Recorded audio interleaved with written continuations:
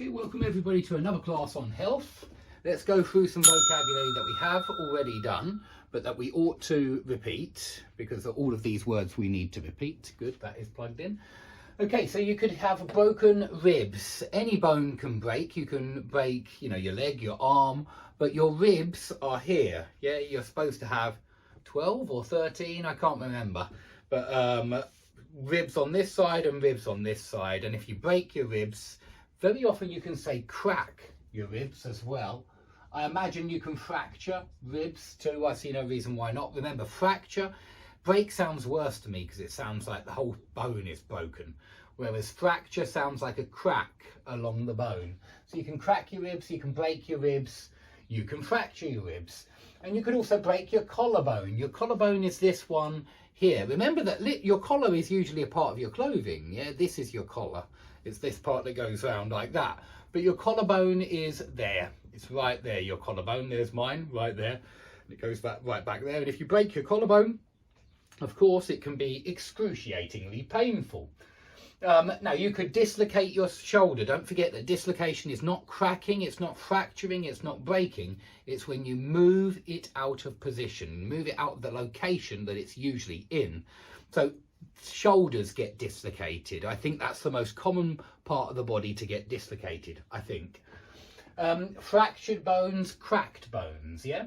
Now, if you do get a broken leg, they may need to put your leg in plaster. So you can see we're repeating a lot. Yeah, plaster, uncountable plaster, like the building material or like the material that you put round a broken arm or a broken leg to protect it while the bone heals. And yes, bones can heal, cuts heal. It's cuts and bones that heal, and the cut dries up, it seals up, and then it develops a scab, and then the scab falls off and you've just got a scar. But if a bone heals, that means that the crack heals. It stops being cracked over time. And if your leg is in plaster, you might need to use those two sticks, yeah, to walk. And those two sticks, one under here and one under here, they go right up under your armpits. I've never used them because I'm very lucky. I have never broken a leg. But crutches are what we call those things. If you need crutches, you've probably broken your leg. Although it might be something else, but you've probably broken your leg if you're using crutches. And you may break both of your legs. You may be in a wheelchair. Yeah, if you're in a wheelchair, this is what we call that thing which is on wheels, where you sit down. If you've got perhaps broken legs, or if you can't move for some reason, you might just be disabled. Yeah, disabled. And that might be why you need a wheelchair, or you might be too old. You might be disabled because of your age. It could be a number of reasons, or it could be health reasons. Okay, you can also tear a muscle, you can pull a muscle, so you can talk about torn muscles, pulled muscles. Pulling a muscle is very, very painful. I pulled a muscle in my neck once, and it was when I was playing football, and I didn't even head the ball. I just ran quickly. I just suddenly sprinted. Yeah, that means a fast run. I suddenly sprinted, and there was just a slight movement in my neck, and I couldn't hold my neck up after that. Every single time I moved my neck, it hurt so much. I had pulled a muscle in my neck, probably because I didn't warm up before the game. Yeah, and that's warm up, where you do all of that. That's where you're warming up your muscles. You're making them more flexible so that you don't pull a muscle, so that you don't tear a muscle. And yeah, pulling a muscle in my neck was extremely painful. I couldn't sleep. Every time I breathed in bed, it hurt so much I just couldn't fall asleep.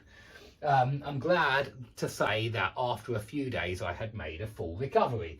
Now, if you twist your ankle, this just means you have a sudden twisting movement with your foot, because your ankle is where your leg joins your foot. Yeah, it's right here, your ankle. So if you twist your ankle, perhaps you're playing hockey or football or something like that. It's very painful again, and you'll need to give it some time to heal, because that sudden twist, which is very similar to sprain, the next one, very often leads to a pulled muscle, or maybe it's a ligament in the joint. Yeah, maybe it's a ligament in the joint that has been twisted. And you can do the same with your wrist. If you're playing tennis, maybe you sprain your wrist, and it's from a sharp movement where you've twisted it. And again, I think this is very similar, but we say twist your ankle when it's in the foot, and we usually say, we don't say twist your wrist, we say sprain your wrist. Remember that wrist is here, yeah, that's why we say wrist watch, but because you wear a watch on your wrist. But you can sprain your wrist, and yeah, it's very similar to twist your ankle, but here, and it's a ligament that has been pulled or twisted, something that connects the different parts of the body. They're called ligaments. So you don't want to twist your ankle or sprain your wrist. Muscle cramps. I went swimming today. It was raining all the way there. I cycled down there on my bike, and then I jumped in the pool, and after a few laps, of the pool, I got muscle cramps in my foot, and I had to get out. Felt a bit silly, and just try to get rid of these muscle cramps. Muscle cramps are when the muscle suddenly spasms, and that's why sometimes they're called muscle spasms, where the muscle suddenly contracts without you wanting it to contract. You know, it's one of those things that the body does where you feel like your body is rebelling against you, and you're saying stop contracting. You're talking to your body, you're telling the body to stop doing that, but it doesn't stop doing that, and the muscle keeps contracting, and it's painful. So muscles contract and expand. Yeah, when your body moves, muscles contract and expand. But in muscle cramps, it feels like the muscles contracting and then maybe expanding and contracting. It's very painful, and you can get this thing, I'm sure everybody has it in the whole world, for any reason, but I think it often happens when you do a lot of sport, and you know, suddenly it always happens in my foot for me, especially my toes. My toes feel like the muscles spasm. Okay, concussion, we've already done it. It's where you get a really nasty blow to the head, yeah?